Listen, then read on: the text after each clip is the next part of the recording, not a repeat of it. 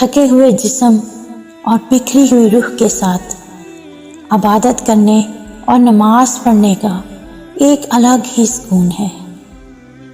بے شک میرا رب آزماتا بھی ہے اور سنبھالتا بھی ہے۔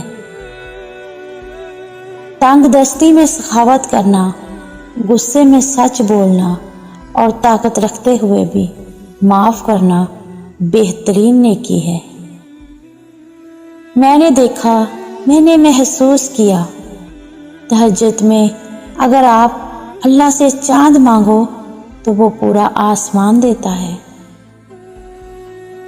میں نے اپنا سب کچھ خدا پر چھوڑ دیا ہے، اور ہوگا وہی جو میرے حق میں بہتر ہوگا۔